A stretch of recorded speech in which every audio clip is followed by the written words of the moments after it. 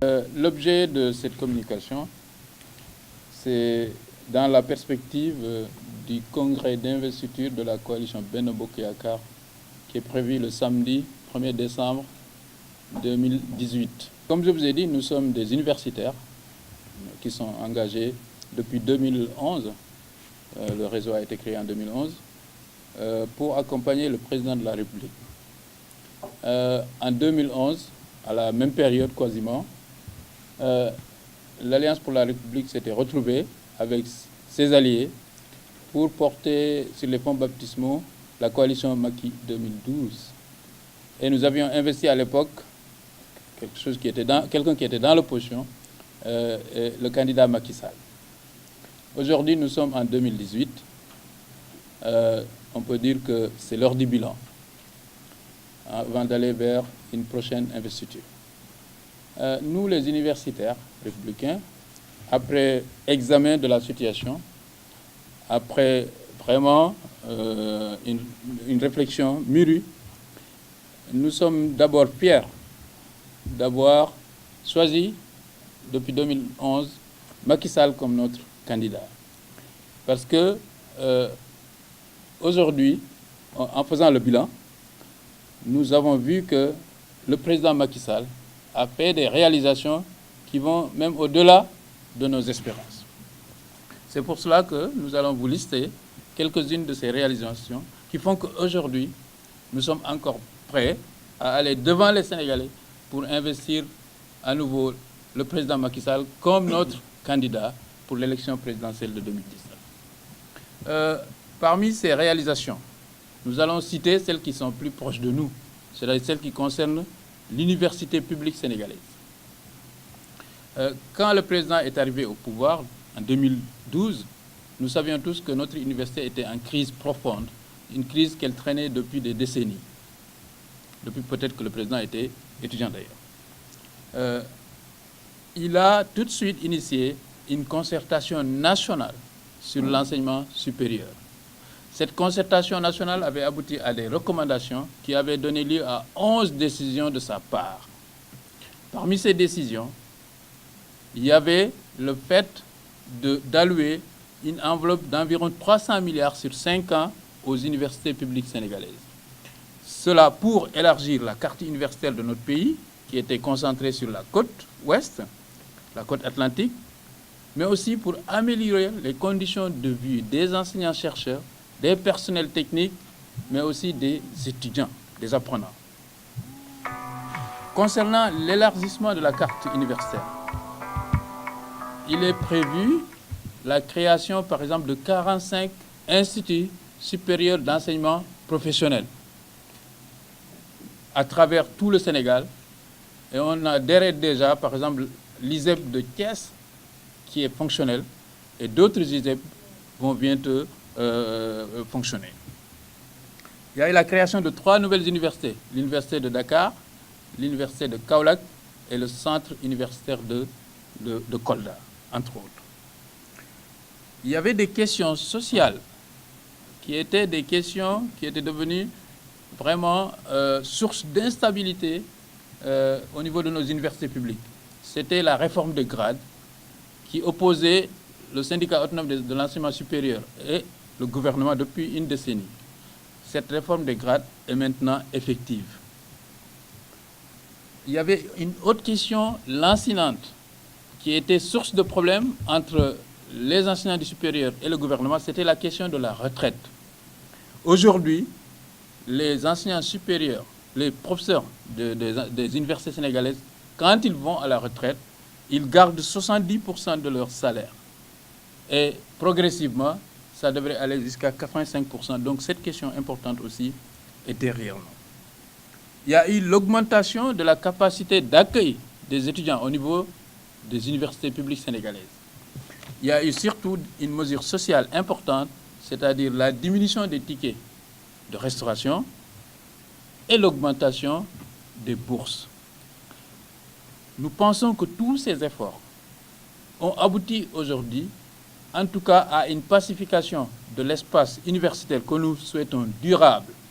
Parce que depuis des années et des années. Je pense pour la première fois, par exemple, en tout cas dans certaines facultés, les travaux dirigés au mois de novembre ont déjà démarré. Par exemple, à la fac des sciences. Nous savons tous qu'il y a des moments où les premiers semestres devaient commencer en janvier, en mars. Aujourd'hui, on peut dire que l'université sénégalaise est à nouveau sur les rails et nous espérons que cela est durable. En dehors de l'université, si on regarde du côté des infrastructures, nous avons tous vécu le démarrage effectif du nouvel aéroport Blaise Diagne de Dakar. Nous sommes en train de voir l'arrivée du TER qui devrait démarrer de façon imminente ses activités. Nous avons le viaduc de Diamalaye et juste après la prolongation de la VDN jusqu'à Tivaouane-Peulh.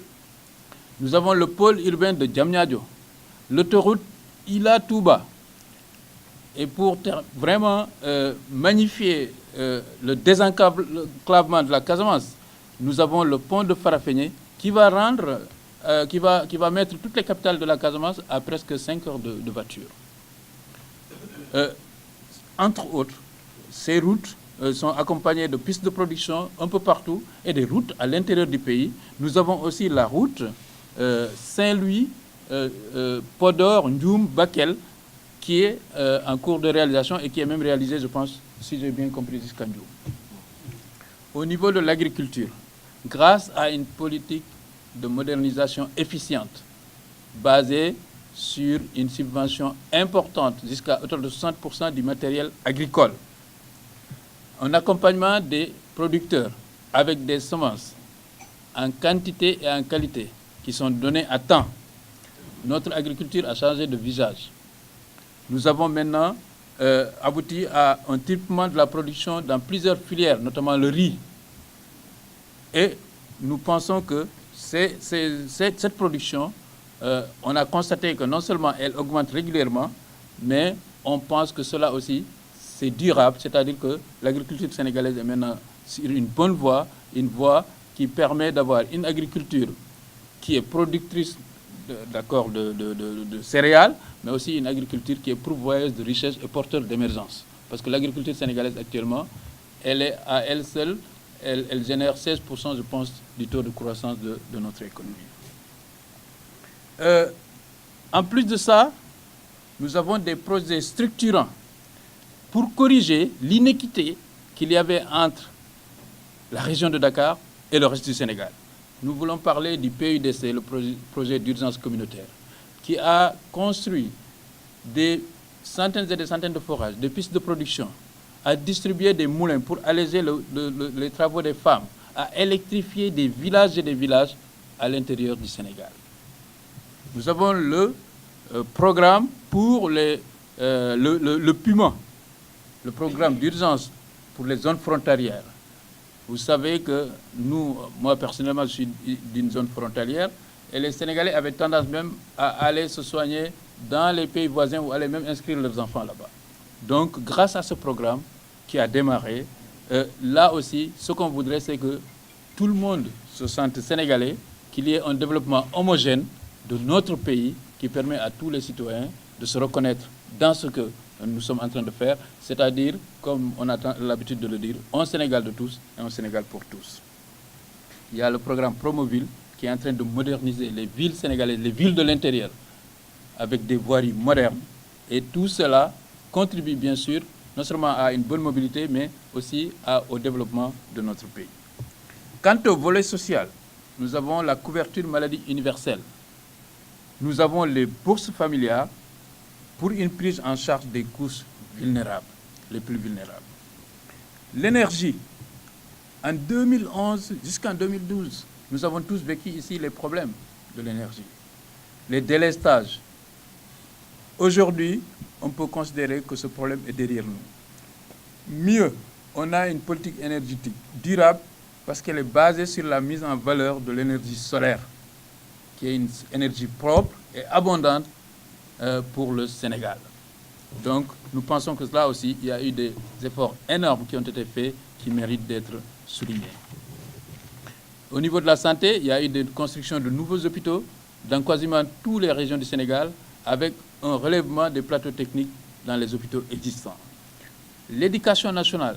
D'importants efforts ont été faits dans le secteur.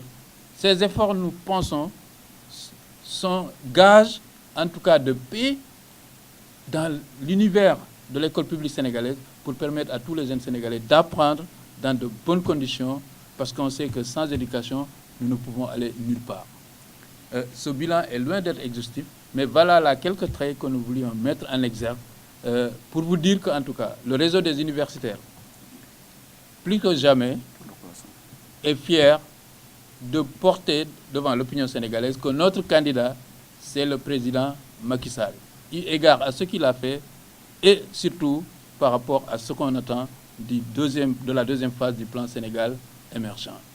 Toutes ces réalisations ont concouru à faire de notre économie une économie croissante. Le taux de croissance de l'économie sénégalaise est aux alentours de 6-7%, et depuis plusieurs années. Donc, il y a une stabilité du taux de croissance dans la croissance. Donc, nous pensons que le plan Sénégal émergent est un plan viable qui peut effectivement, si on le continue avec un tel rythme, permettre à notre pays d'émerger. Voilà en quelque sorte, en résumé, ce que nous voulions porter à votre compte.